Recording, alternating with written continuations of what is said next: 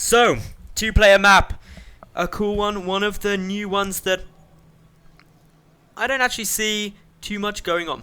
Because, yeah, this is quite a large rush distance. Natural bases aren't too hard to take. And both players have shown a tendency to go into the mid-game. Or at least, they did in game number 1. But I'm getting ahead of myself. Let me introduce these two. Spawning in the top left-hand position, representing Fox. He won game 1, lost game 2. We have Kiwi. And to the lower right, his opponent, the blue Protoss player representing Fnatic, losing game number 1, but game number 2 putting up a great defense to a big one-base play. It's Fnatic's Harstem. So, are we going to get a victory for Fnatic or Fox right now? Are Fnatic going to be sad? Harstem, I think, is probably on quite a high at the moment because, as I mentioned in game 1, he's won 1,250 Great British Pounds at the weekend, which Penguin assures me is like a gazillion euros and a quadrillion dollars, because apparently our pounds are pretty big things. But yeah, he's going to be proud of that. Kiwi now, coming down. He's got a gate out, he's just checking for proxies, which is a really smart move because it's a two-player map. And it's effectively a best of one now to decide who gets eliminated from the qualifier and who's still in with a shot of getting into WCS. It's smart. He's even checking round this back little nuzzly bit. Which, to be fair, this back little nuzzly bit on King Sejong Station, I don't think I'd even ever realised was here before. Oh my god, what an amazing proxy location for things like a Stargate. Unless, of course, someone puts a pylon over there. Then it'd be bad. But anyway, beside the point. Out of Harstem, he's up on those 2 gases with 2 probes in each. Opening up exactly the same as game number 1. And game number 2. Kiwi, currently, opening the same as he's done every game as well. Starting off with those 2 probes in gas. Gotta keep a peek on when he goes up to 3, and likewise when Harstem does. But things exactly level. It's a mirror of a mirror matchup. And that's fun. No, attempted to change that. I believe it was a Kiwi who cancelled his Zealot that was in production. He was just waiting to see if he was getting proxied. And Kiwi now is mixing things up, getting that second gate, as Harstem is also doing. Has Kiwi scouted this yet? Yep, he has. So he knows 2 gates are on the way. He's getting 2 gates out. And everything keeping steady, everything keeping good.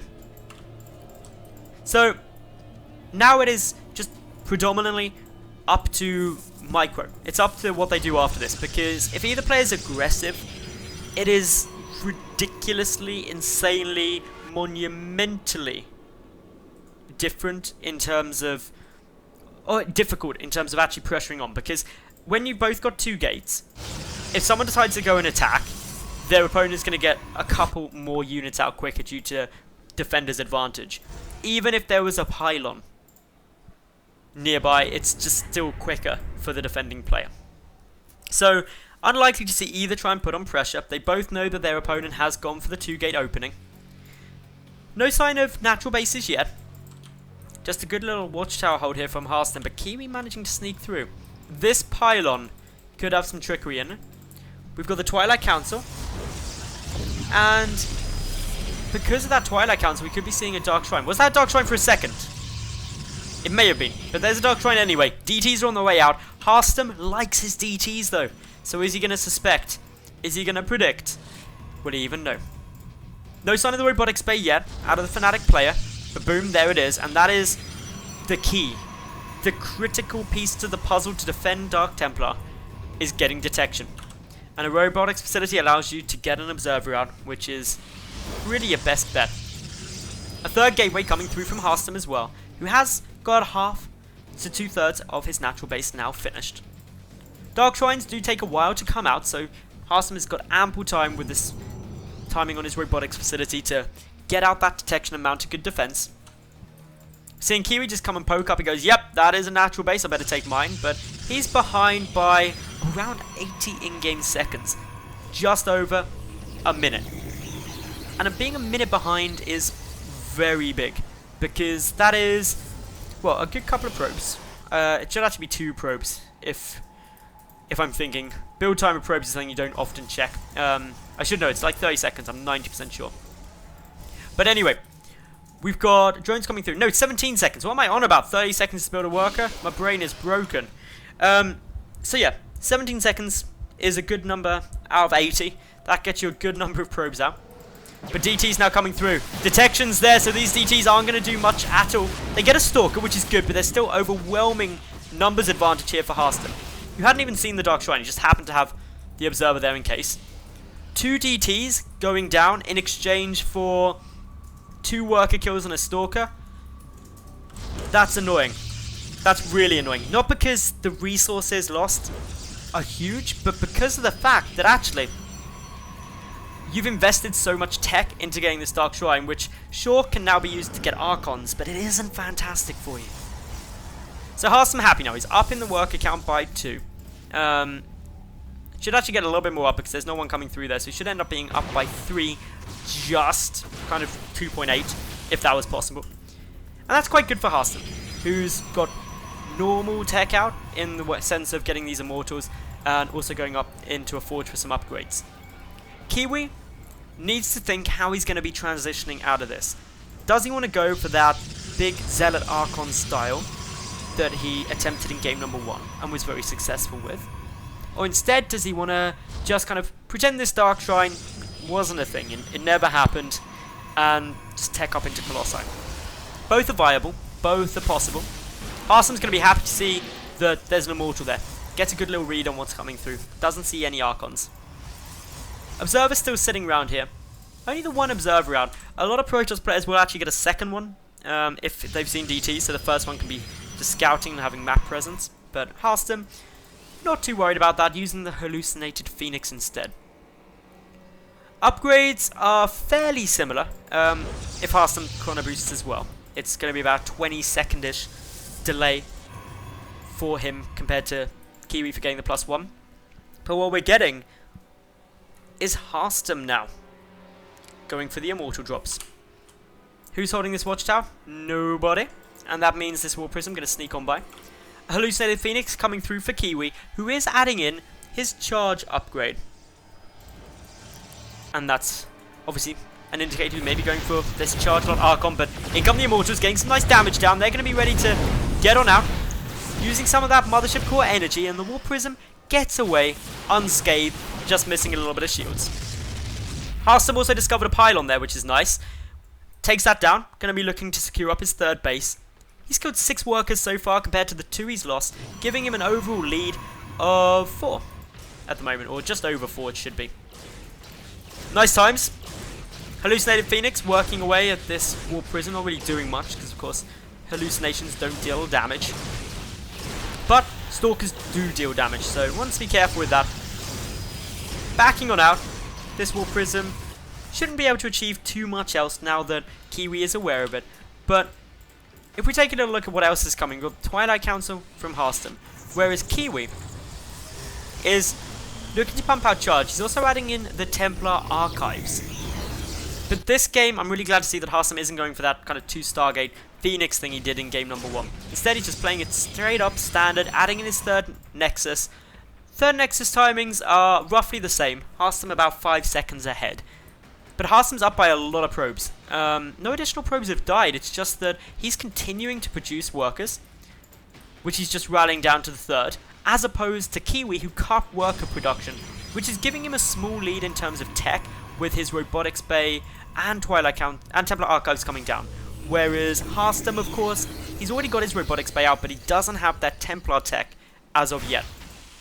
Ooh, that War Prism's got to be very careful. Only 16 HP remaining, and to be honest, if you've got 2 Immortals inside you and you've only got 16 HP, run away. These 2, they're expensive. They're big and burly, and you don't want them getting mad if they've died because of your ill health. Not that they would be able to punish you, because of course they'd be dead, but hey. Moving now, Harstem heading up for Kiwi's pylons. Gonna actually discover one right over to the left here, pretty much clearing the map of all of Kiwi's proxy pylons, which is nice for him. Or he can do if he wants to. May not move over to this one, because it's a hell of a long way away. Just gonna actually warp in 2 Zealots to deal with it, and that's probably... Actually, he's not even doing that, he's warping in the Zealots to harass with. However, Hallucinated Phoenix still there. Stalker's in position. Kiwi knows this could be coming. Oh no, he is going back, so he's going to take out that pylon. Good to see. Harstem adding in that Templar Archives now. He's teching up as well. Got a very sizable probe lead at this stage. He's at 68 probes to 53 of Kiwi. In terms of how that affects income, it's around 400-ish minerals. And of course, Harstem has the 2 gases, whereas Kiwi doesn't. So that's about an extra 200 gas per minute. Harstem also adding in the Dark Shrine. Going to try and get some sneaky damage in. There's only the 1 observer down for Kiwi, although it is with his army. Of course, that War Prism can try and sneak by and get some damage done. There's Photon Cannons, though, on their way, so that should spell basically a no chance for any kind of DT harass. Harstem moving across the map now. He's up 93 army supply to 65, but the upgrade advantage sitting currently with... Actually, no, leveled out now. That's really important. That kicked in just as I was saying that it was a 2-to-1 in Kiwi's favour. So Harstem actually in a nice position if he goes now. He's got 3 Colossi to 1, and 3 Colossi are very, very potent. We're past that mid-game spot where Charged Archon kind of is awesome. And we're now into the late game for the most part, where Colossi in decent numbers are devastatingly effective. War Prism waiting to go in.